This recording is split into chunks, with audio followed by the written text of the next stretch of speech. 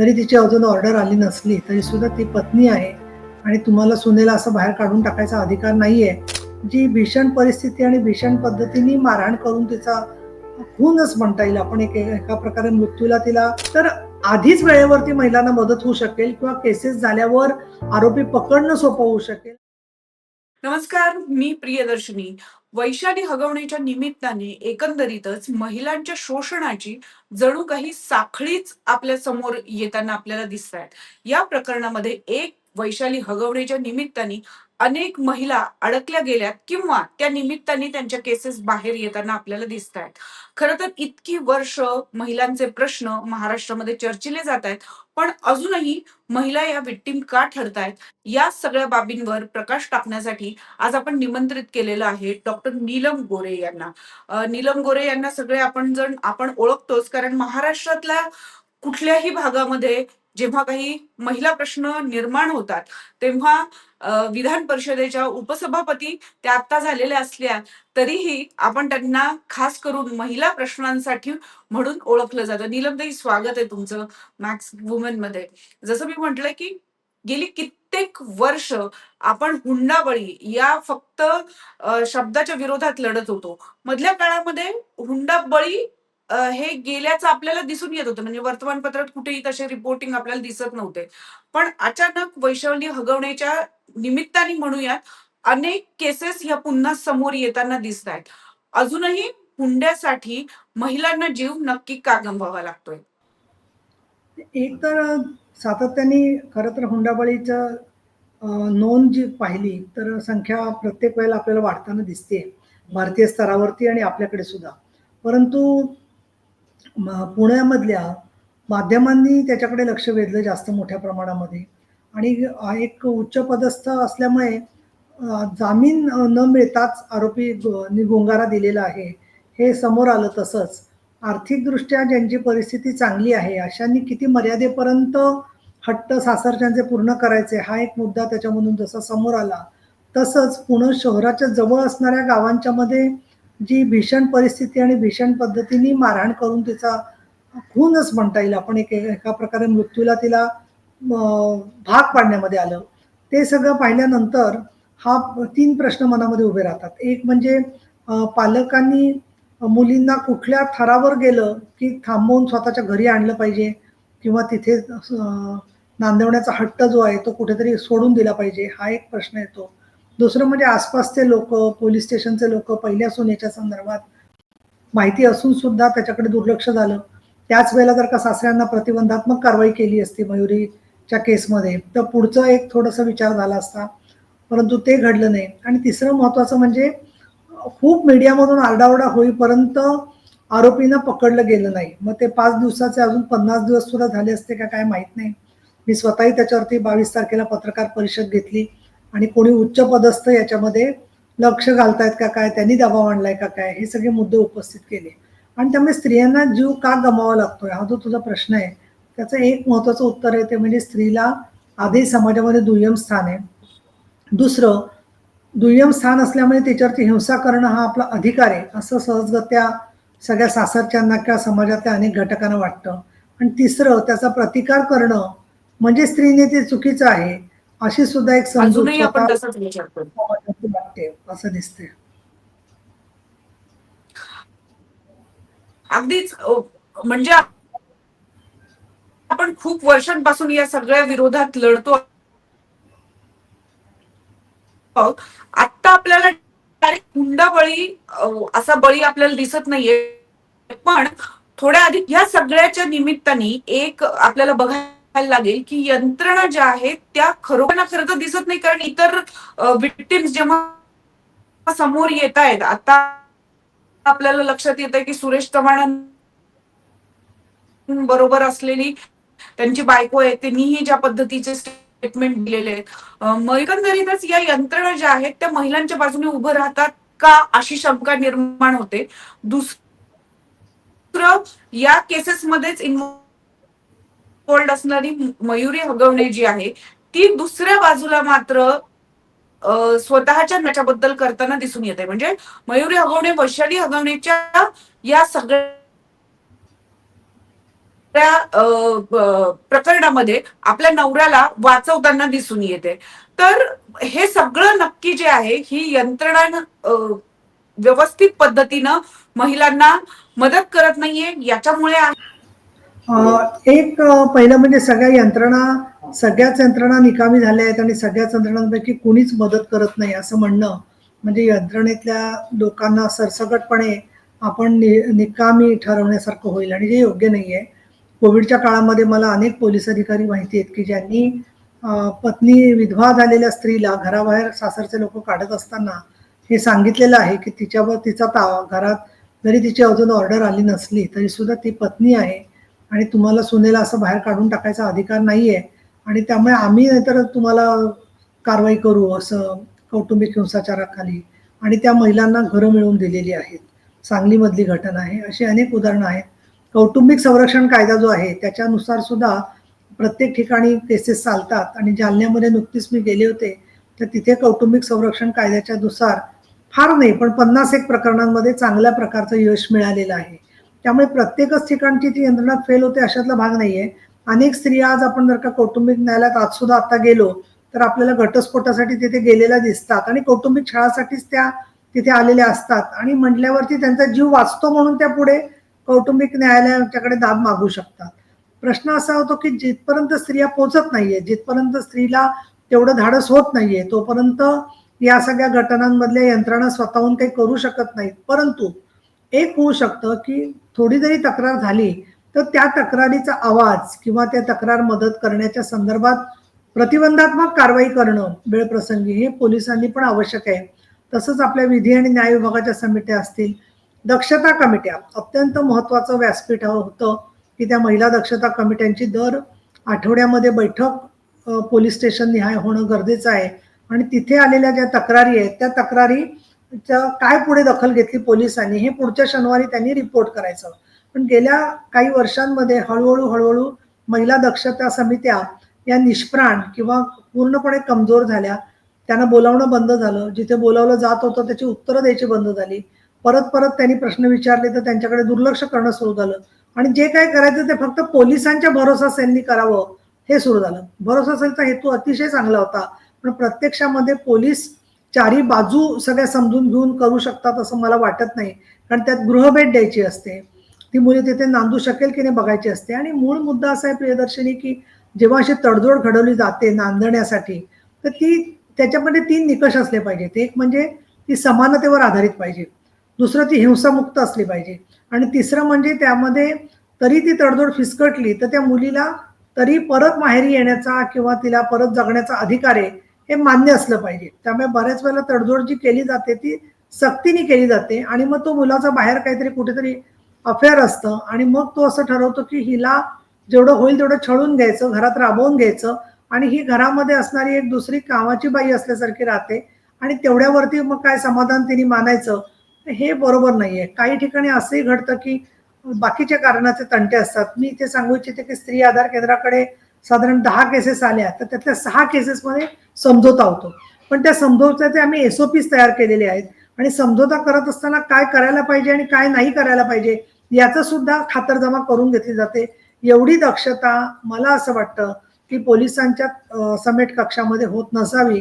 त्याचा आणि महिला दक्षता समिती यांचा समन्वय करणं हे जसं गरजेचं आहे तसं राज्य महिला आयोगाचे उद्दिष्ट आणि घटना जर त्याचा कायदा आपण पाहिला तर त्याच्यात पण म्हटलेलं आहे की पूर्ण महाराष्ट्रभर महिला संघटना रजिस्टर राज्य महिला आयोगाने करून घ्यावा आणि त्यांची मदत कौटुंबिक हिंसाचार किंवा अन्य अत्याचाराच्या प्रकरणात घ्यावी.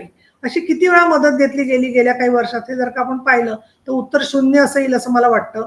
एखादच मला माहिती नसेल तर राज्य महिला आयोगाच्या बद्दल तुलाही माहिती आहे तर अशा संघटनांची बैठक घेऊन त्यांचं कॅपॅसिटी बिल्डिंग प्रोग्राम करणं, त्यांना नवीन कायद्यांची माहिती देणं, समझोता झाला तर नंतर फॉलोअप करत राहणं BNS नवीन कायद्याच्या नुसार या सगळ्या गोष्टींच्या अभावामुळे केवळ आलेली उंबरठ्यामध्ये जसं स्मिता पाटील म्हणते की एक कसं काय कचरा पडलेला आहे तो उचला आणि टाका दुसरीकडे तसं ती केस इकडून आली की गेली पोलीस स्टेशनला. पण पुढे काय झालं त्या केसचं हे परत आपल्यालाच विचारलं जातं. हे सगळं परत आपल्यालाच विचारलं जातं. म्हणजे समाजाची याच्यात काहीच जबाबदारी नाहीये का? तर समाजाने दोघांच्या स्त्री पुरुष समान नात्यासाठी उभं राहायचा जोपर्यंत ते निर्णय घेत नाही तोपर्यंत ह्या सगळ्या गोष्टी अपरिहार्यपणे होत राहतील असं मला वाटतं. त्याच्यावर चर्चा होताना आपल्याला दिसते. पण एकंदरीत तो कुठलाही प्रश्न असेल तर त्याचं राजकीयकरण खूप मोठ्या प्रमाणावर होतं आणि त्याच्यामुळे मूळ प्रश्नांकडे दुर्लक्ष केलं जातं का? तुम्हाला याबद्दल काय वाटतं? एक तर पहिली गोष्ट राजकीय कारण म्हणजे राजकारणातल्या ज्या स्त्रिया आहेत त्या त्याची दखल घेतातच असं नाहीये. काही जणी घेतात दखल. ती घेतल्यानंतर तो माणूस जर का कुठल्याच पक्षाचा नसेल आरोपी, तर काही त्याचं राजकीयकरण होत नाही. परंतु एक गोष्ट घडलेली आहे. एक सतत कोणी असो, विरोधी कोणी असो. विरोधी पक्षांनी असं म्हणायचं, की आता हे सरकार जोपर्यंत पायउतार होत नाही, तोपर्यंत काहीच होणार नाही. आणि सरकारने म्हणायचं आम्ही प्रयत्न करतोय. पण मुळामध्ये दोषसिद्धीचं प्रमाण वाढवणं हे जे काम आहे, ते मला इथे वाटतं म्हणजे मी त्या महायुतीची आहे म्हणून फक्त बोलत नाहीये. तुम्ही फॅक्च्युअली पण बघू शकता. 2013 सालचा डिबेट आहे सभागृहातला. माननीय आर. पाटील यांनी सांगितलं होतं, की आम्ही कसं तक्रारी येण्याचं प्रमाण वाढतंय कारण महिलांमध्ये जागृती वाढते. तर त्यावेळेला आम्ही त्यांना सांगितलं होतं, की तक्रारी वाढण्याचं प्रमाण वाढतच राहणार आहे. कारण स्त्रियांमध्ये जागृती येते, अत्याचार पण जास्त घडतायत. पण मग दोषसिद्धीचं काय? दोषसिद्धीचं कन्व्हिक्शन रेट जोपर्यंत वाढत नाहीये, 100 पैकी 90 केसेस सुटतायत, तोपर्यंत पुढे काय होणार? तर देवेंद्र फडणवीस मुख्यमंत्री झाल्यावर त्यांनी या दोषसिद्धीचं प्रमाण वाढवण्यासाठी जाणीवपूर्वक प्रयत्न केले. परंतु त्याच्याकडे आपल्या राजकारणातल्या मैत्रिणी किंवा ज्या सहकारी आहेत किंवा ज्या इतर पक्षांच्या कार्यकर्त्या आहेत, त्या फारसं लक्ष देतात असं मला वाटत नाही. तर त्यांनी महाराष्ट्राचा सेंटर फॉर पोलिस रिसर्च यांचे अहवाल बघावेत आणि त्याच्यामध्ये आज आपण 24-25% असो काही ऑफेन्सेसमध्ये, पण अगदी 4%, 5% प्रमाण होतं हुंडाबळीचं किंवा बालकांच्यावरच्या अत्याचाराचं. ते प्रमाण थोडं वाढले. पण ते प्रमाण 50%, 70% असं वाढलं पाहिजे असं मला वाटतं. आणि या दृष्टिकोनातून जो समाजाचं सहकार्य पाहिजे, सर्व पक्षांचं सहकार्य पाहिजे या लोकांना संरक्षण देण्यामध्ये, त्यांना कोर्टात जात असताना मदत करण्यामध्ये, मेडिकलला त्यांची नीट माहिती समोर जाण्यामध्ये, तसं समाज निरपेक्ष वृत्तीने आपल्या स्वतःच्या कुटुंबातल्या सुद्धा स्त्रियांच्या पाठी उभं राहत नाहीत. तर दुसऱ्या स्त्रियांना मदत करण्याचा विषयच नाहीये. दुसरं थोडी संवेदनहीनता काही वेळेला पोलिसांच्या मध्ये तू जो प्रश्न विचारला असलेल्या यंत्रणा आहेत त्याच्यामध्ये दिसून येते. जशी नाशिकच्या यंत्रणेमध्ये त्या माडीवाले केसमध्ये जेव्हा हे नातेवाईकांना नातेवाईक भेटायला गेले, त्या पोलीस स्टेशननी सांगितलं आम्ही काही करू शकत नाही, तुम्ही चालायला लागा. आणि ताबडतोब सासू सासरा आणखी नवरा फरार झाले. म्हणजे तक्रार आली की त्यांना फरार होण्यासाठी जर का वेळ द्यायला लागले सगळेजण, तर मग माझं म्हणणं असं आहे की आमची अपेक्षा आयुक्त आणि एसपींकडून राहील की त्यांनी सगळ्यांनी CCTNS वरती ज्या ज्या तक्रारी आलेल्या आहेत त्याच्यात योग्य वेळेला दखल का घेतली गेली नाहीये, 4 दिवसात 5 दिवसात आरोपींना अटक झाली पाहिजे. चार्जशीट त्या केसमध्ये सुद्धा हुंडाबळीच्या झालं पाहिजे. त्यांच्या वस्तू ज्या आहेत माहेरच्या लोकांच्या त्या परत दिल्या पाहिजेत. छोटं मूल असेल तर त्याचा ताबा त्या ठिकाणी सगळं होस्टाईल वातावरण आहे सासरी म्हणून माहेरच्यांना दिला पाहिजेत. ह्या सगळ्या कायद्यात तरतुदी आहेत. पण याची कार्यप्रणाली जेवढी काटेकोरपणे अंमलात आली पाहिजे तेवढी येत नाही. ही वस्तुस्थिती आहे आणि म्हणून मग या सगळ्याच यंत्रणा दुर्लक्ष करतायत का असा प्रश्न मनामध्ये तयार होतो. एकंदरीत असतील महिला प्रश्न सोडवायचे असतील तर अधिकाधिक महिला ज्या आहेत त्या खरं तर राजकारणामध्ये किंवा रस्त्यावर येणं आपल्याला अपेक्षित असतं. म्हणजे महिला प्रश्नांसंदर्भात ही मांडणी सातत्यानं केली जाते की हे प्रश्न सोडवण्यासाठी तेवढे संवेदनशील नेते हवेत.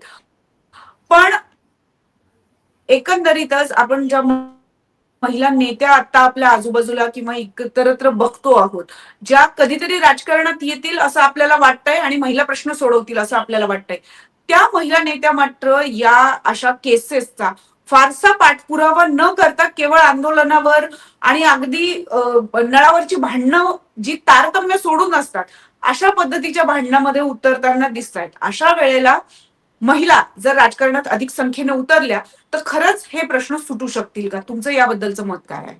मुळामध्ये स्त्रियांचा सुद्धा पहिला पाया जो असतो राजकारणाचा तो म्हणजे खरं बोलणं हा असला पाहिजे. दुसऱ्यावर आरोप करताना कुठलेही निराधार बेछूट आरोप करायचे आणि त्यातून आपलं स्वतःचा TRP वाढवायचा आणि आपल्या पक्षामध्ये स्वतःचं वजन म्हणजे राजकीय वजन वाढवायचा प्रयत्न करायचा, ही जी सौदेबाजी चालते तर ती मला असं वाटतं की त्याच्यामुळे सुद्धा स्त्री प्रश्नाचा गळा घोटला जातोय. एक दुसरं महत्वाचं की त्या मुलीला समुपदेशन करून तिच्याबरोबर ठीक आहे कुठल्याही पक्षात असो आपण त्याच्यात कोणी म्हणालं की मी या मुलीची केस फॉलोअप करते, तर बाकीच्या स्त्रियांनी त्या व्यक्तीवरती ती जबाबदारी सोडून द्यावी. काही हरकत नाहीये. कारण 10 जणी किंवा किती जणी अशा आहेत की ज्या महाराष्ट्रामधल्या या विषयांवरती हिरिरीने बोलणाऱ्या आणि करणाऱ्या आहेत. पण निदान त्या 50 केसेसचा जरी पाठपुरावा 10 जणींनी 5-5 केसेस म्हणून केला, तर आपल्याला नक्की कन्व्हिक्शन त्याच्यात भेटू शकतं.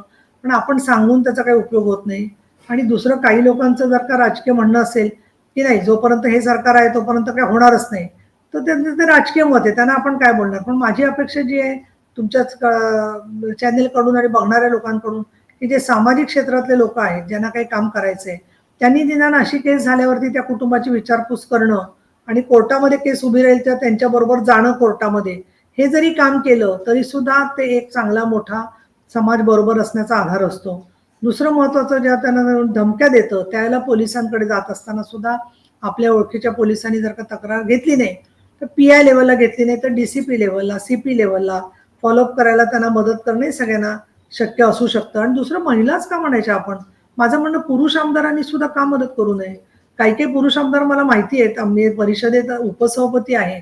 बरेच लोकं महिला प्रश्नावरचे विषय देतात सभागृहामध्ये. आमचे काही चंद्रपूरचे, भंडाऱ्याचे, महाराष्ट्रातले वेगवेगळ्या ठिकाणचे आहेत बांधव. तर ते दुसऱ्या पक्षाचे जरी असले, तरी सुद्धा महिला प्रश्नावरच्या त्यांनी जर का तक्रारी तिथे मांडतात, तर समाजामध्ये सुद्धा त्यांनी फॉलोअप जर का केला, तर आधीच वेळेवरती महिलांना मदत होऊ शकेल किंवा केसेस झाल्यावर आरोपी पकडणं सोपं होऊ शकेल आणि नंतर सुद्धा आपल्याला कन्व्हिक्शन रेट वाढू शकेल.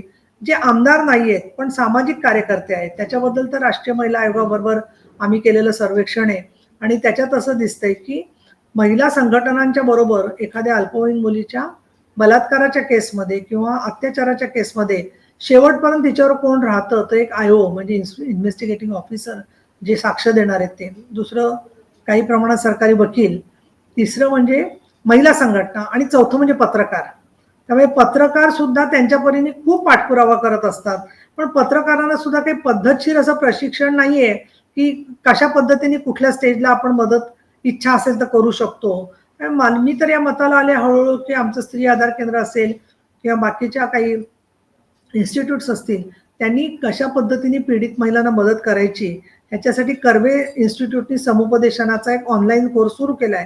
पण आपण सुद्धा असं काही एकत्र प्रयोग करू शकतो आपल्या वाहिनीवरून, की समुपदेशन करायचं म्हणजे काय करायचं, असं 4 किंवा 6 व्याख्यानाची सिरीज केली आपण. तर त्यात ज्यांनी ऐकलेलं आहे त्यांची नंतर लेखी परीक्षा घेऊन त्यांना आपण सांगू शकतो, की तुम्ही समुपदेशन करायला प्राथमिक मदत करणारे कार्यकर्ते आहात. नंतर तुम्हाला MSW झालेल्या किंवा MA सायकोलॉजीकडे झालेल्या आणि कौटुंबिक हिंसाचार कायद्यानुसार तर MSW झालेलीच व्यक्ती हे समुपदेशन करू शकते. कोणी उठला आणि समुपदेशन केलं असं चालत नाही कायद्याला जे आहे ते. हे आमच्या बांधवांना, पोलिसांना, भरोसा सेलमधल्या कळलं पाहिजे. तिथे MSW सोशल वर्कर बोलावल्या पाहिजेत आणि ज्या बाकीच्या 15-20 वर्ष अनुभव असणाऱ्या कार्यकर्ते असतील, त्यांनी सुद्धा केवळ दबाव आणणं पुरेसं नाहीये. आणि हे जे म्हणतात तुम्ही, की मूळ प्रश्नाचा पाठपुरावा न करता भांडणं का होतात? याला कारण म्हणजे वाईट वाटून घेऊ नका तुम्ही, पण याला एक कारण मीडिया आहे. कारण जो मोठ्याने भांडेल त्याला तो परत-परत सूत्रसंचालक चेव आणून विचारतो, "या ताई काय विचारतायत बोला, या ताई काय विचारतायत बोला." मग त्या दुसऱ्या बाईला आवाज चढवूनच बोलायला लागतात. म्हणतात, "आता बघा काय चाललंय." जणू काही नुरा कुस्ती चाललेली आहे 2 लोकांच्या समोर. आणि महिला पुरुष दोघांबद्दलही होतं सगळं. तर माझं म्हणणं असं आहे, की एवढा आवाज चढवायची गरजच काय? मी सभागृहात सुद्धा सांगते, जे बोलायचं ते शांतपणे मांडायचा प्रयत्न करा, की जेणेकरून इतरांपर्यंत पोहोचेल. परंतु टी-आर-पीच्या घटनांच्या मध्ये संवेदनशील गोष्टी, सेक्स बद्दलच्या गोष्टी, अजून काही ज्या खाजगी गोष्टी, अशा चीव करणं, अशा चघळणं हे फार मोठ्या प्रमाणात होतं. आणि इथे मला विजय तेंडुलकरांची आठवण येते, शांतता कोर्ट चालू आहे केसची. त्या गिधाडे सारख्या नाटकाची, की ज्याच्यामध्ये सर्व बाजूंनी तिचा तो रक्ताचा डाग बघण्यासाठी सगळ्यांची धडपड चाललेली आहे. अगदीच. या भांडणांना ग्लॅमराईज पण करून प्रेझेंट केलं जातं. पण मुळातच प्रश्न जर सोडवायचे असतील तर यंत्रणाही अधिक सक्षम आणि सशक्त करणं आवश्यक आहे. वैशाली हगवण्याच्या केसमध्ये महिला आयोगावर खुला प्रश्न सोडवण्यासाठी महिला आयोग हा खरंच सशक्त आहे का, किंवा एकटा महिला आयोग अशा पद्धतीने प्रश्न सोडवू शकतो का? तुमचं याबद्दलचं मत काय? असे वैष्णवी हगवणीच्या केसमध्ये महिला आयोगाने घटना घडल्यानंतर बरेचसा प्रयत्न केलेला आहे. पण मयुरीच्या केसमध्ये त्यांनी जे पोलीस स्टेशनला पाठवलं, त्या पोलिसांनी जरी समझोता केला, तरी यांनी सुद्धा गृहभेट करायला हवी होती. म्हणजे मुलीच्याकडे जाऊन भेटायला हवं होतं. आणि यासाठी म्हणून महिला आयोगाच्या कायद्यातच एक तरतूद आहे, की रजिस्टर्ड महिला संघटना महिला आयोगाकडे करून घ्यायच्या आणि ज्या महिला संघटनांना राज्य महिला आयोगाने नोंदवून घेतलं असेल, त्या राज्य महिला आयोगांना राज्य महिला आयोग सांगू शकतो, की तुम्ही यांना भेटा आणि त्यांचं अजून काही म्हणणं आहे का त्या पोलिसांच्या समझोत्यावरती किंवा या संदर्भामध्ये. 354 हा जो गुन्हा आहे तो माझ्या माहितीप्रमाणे मागे घेण्यासारखा गुन्हा नाहीये. त्यामुळे तो गुन्हा सासऱ्यांवरचा तसाच आहे. तर त्या गुन्ह्याचं आयोगाने काय केलं हे स्पष्ट नाहीये. आज परत महाराष्ट्र टाइम्सला पत्रक त्यांच्या सदस्य सचिवांनी दिले, की मयुरेंनी तक्रारच केली नव्हती. मग त्यांनी जो मेल पाठवला त्या आधाराने पोलिसांनी समझोता करण्याचा प्रयत्न कसा केला याचं उत्तर आपल्याला मिळत नाहीये. तर धोरण करणं, कायदे बदलण्यासाठी प्रयत्न करणं, वेगवेगळे रिसर्च घेऊन त्याच्यातून बेस्ट प्रॅक्टिसेस कुठल्या आहेत ते समोर मांडणं, स्वयंसेवी संस्थांना आपल्याशी जोडून घेणं, आपल्या सदस्यांच्या वरती कामाचं विकेंद्रित काम सोपवणं, संवेदनशीलता वाढवणं आणि एक आयजी हे या आयोगावरती असतात. त्याप्रमाणे त्या रश्मी शुक्ला त्या याच्यावर आहेत. तर मग पोलिसांच्याकडून जर का दोयंगाई झाली असेल, तर रश्मी शुक्ला मॅडमना आठवण करून द्यायला पाहिजे होती बैठकीमध्ये किंवा एरवी. नाही तर आम्हाला आठवतंय आम्ही जे होतो तर अशी प्रकरणं सगळी काढलेलीच असायची आणि त्या महिला आयोगाकडून नियमितपणे पोलिसांकडे जायची, की असं असं गोष्ट अमुक पोलीस स्टेशनला रिफर केलेली आहे, पण त्याच्यामध्ये पुढे काय झालंय याच्या संदर्भात आम्हाला कळवायला सांगा. तर हे काम त्यांनी करून सुद्धा झालंय का झालं नाही आपल्याला कल्पना नाहीये.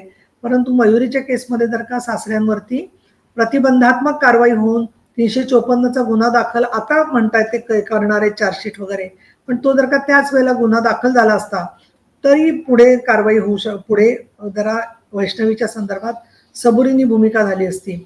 आता सांगितलं जात आहे की तिने समझोता करायचा सांगितलं नवऱ्याबरोबर. याचा पुरावा काय? मी मगाशी जे म्हटलं की न्याय्य विषयाने समझोता झाला पाहिजे. समझोता करायला सांगितला होता का नव्हता या संदर्भात काय रेकॉर्ड पोलिसांनी ठेवलेला आहे, महिला आयोगाने काय रेकॉर्ड ठेवलेला आहे. त्यामुळे ती केस अशी क्लोज करता येत नाहीये. त्यामुळे निपटारा करणं याचा अर्थ दुसऱ्याकडे रिफर करणं केसेस असा अर्थ होत नाहीये. यासाठी राज्य महिला आयोगाने वेगवेगळ्या केसेसमध्ये आपण काय कार्यप्रणाली ठेवणार याची जी एसओपी केली नसेल तर करावी, नाही तर करून राज्यातल्या संघटनांना विश्वासात घेऊन, लॉयर्स आहेत चांगले चांगले आपल्याकडे त्यांना विश्वासात घेऊन नीट अकॅडमिक अभ्यास करून त्याचे एसओपीज फायनल करून त्याचा काटेकोर पाठपुरावा केला पाहिजे असं मला वाटतं. महिला आयोग सशक्त असण्याबरोबर तो कायदा चांगला आहे, पण ते न्यायालय नाहीये. ते दिवाणी न्यायालयासारखे त्याला अधिकार आहेत. आपण फार तर आरोपीला बोलवू शकतो, पण शिक्षा करू शकत नाही ही वस्तुस्थिती आहे. परंतु जरी आयोगात बोलावलं गेलं तरी त्या गावामध्ये वगैरे खूप त्याची मोठी चर्चा होते. तर ही सुद्धा कारवाई त्यांना करणं शक्य होतं असं मला वाटतं. अगदीच, कारण या सगळ्या महिला प्रश्न असतील त्याच्या सगळ्या यंत्रणा ज्या आहेत त्या एकत्रित इन्व्हॉल्ड आहे हे आपल्याला विसरता कामा नये. एकंदरीत महिला प्रश्नांची उत्पत्ती कुठनं होते तर आपल्याला सुरू होतात त्यापासूनच किंवा तिथनच खरं तर महिला अत्याचाराची सुरुवात होते आपल्याला दिसून येते. पण आता या अनिष्ट प्रथा जर बंद करायच्या असतील तर नक्की कुठल्या स्तरावरनं जास्त प्रमाणात आणि कुठल्या प्रकारचे प्रयत्न व्हायला हवे? एक मला असं वाटतं की ज्या ज्या आपल्याला कोणी असंघटित किंवा सामान्य महिला भेटतात तर त्यांनी कुठल्याही परिस्थितीत त्यांच्या ताणतणावामध्ये आपली भूमिका भगिनी भावाची किंवा मैत्रिणीची असली पाहिजे. मला नुकतंच गिग वर्कर्स म्हणजे असंघटित क्षेत्रातल्या अर्बन क्लॅब किंवा या कंपन्यांची नावं नाही घेणार मी, पण घरगुती ब्युटिशियन पाठवणाऱ्या किंवा महिलांच्या आपल्याला खाण्याच्या वस्तू जे आणून देतात असे वर्कर्स यांच्या संघटना माझ्याकडे अप्रोच झाल्या आहेत. आणि त्याच्यात त्यांनी सांगितलं की बऱ्याचशा जणी सेवा करून घेतात, केस कापून घेणं, नखाला नेल पॉलिश लावून घेणं आणि मग म्हणतात की नाही 400 रुपये नाही तुला मी 300 रुपये देणार. आणि म्हणजे हे उच्चभ्रू समाजातलं झालं. घर कामगारांना प्रत्यक्ष मारहाण करणं, त्यांच्यावरती अत्याचार करणं हे सुद्धा अनेक घरांच्या मध्ये झालेलं आहे. सगळीचकडे तसं होत नाही हे जरी खरं असलं तरी सुद्धा या ज्या वरिष्ठ समाजातल्या स्त्रिया आहेत की ज्यांच्याकडे आर्थिकदृष्ट्या सोबतता आहे, तर त्या जेव्हा पतीबरोबर येतात भेटायला त्याला तिला एकटीला बाजूला घेऊन विचारलं पाहिजे की तू खुश आहेस का, तू बरी आहेस का. कारण अन्यथा बऱ्याचशा वेळेला त्याला झाकणच घातलं जातं, पांघरून ठेवलं जातं. ही वस्तुस्थिती आहे. दुसरा खरा प्रश्न आपण महिला महिला महिला म्हणतो माझं म्हणणं असं आहे की पुरुषांची मानसिकता जोपर्यंत बदलत नाहीये, तोपर्यंत स्त्री पुरुष समानतेच्या नात्यावर आधारित विवाह संस्था आणि कुटुंब संस्था उभी राहणार नाही. आणि म्हणून लग्नामध्ये समझोता असो, लग्न प्रत्यक्षात होतं त्यावेळेला दोघं समान भागीदार आहेत. वरपक्ष हा श्रेष्ठ पक्ष आहे म्हणून त्यांना हुंडा दिला पाहिजे, ही भूमिकाच मुळी समाजाने त्याज्य मानली पाहिजे. आणि म्हणून लग्न करत असताना साध्या प्रकारची लग्न, अवास्तव खर्च कमी करणं हे पटलं नाही लोकांना. तर शेवटी मला असं वाटतं की एक असं गोष्ट असते की time teaches in a very hard way. काळ जो असतो तो प्रत्यक्षात शिकवतो माणसाला. आपण जसं कोविडच्या काळात पाहिलं, पैसा किती असला तरी त्याचा काहीच उपयोग नाहीये. शेजार धर्माच्या मदतीने माणूस कोविडमधून बचावू शकतो. कुटुंबात लोक तुमची कशी काळजी घेतात याच्यातून तुम्ही बचावू शकता. त्याचबरोबर कोविड सेंटर्समध्ये सुरक्षितता पाहिजे असेल तर तिथे सुद्धा एकमेकाच्याकडे लक्ष ठेवायला पाहिजे, या भावना तयार होतात. तसं पुढच्या काळामध्ये आपल्याला मुलींची सुरक्षितता, सर्व प्रकारच्या सुरक्षितता याच्यामध्ये पुरुष आणि महिला दोघांचा सहभाग घेण्यासाठी पोलीस आणि या यंत्रणांचं मन उघडं पाहिजे की नाही तुम्ही आमच्यावर या, तुम्हाला काय भानगड पडली, तुमच्या त्या कोण लागतात, तुम्ही कशाला मध्ये पडता, हे प्रश्न विचारले जाणे योग्य नाहीये.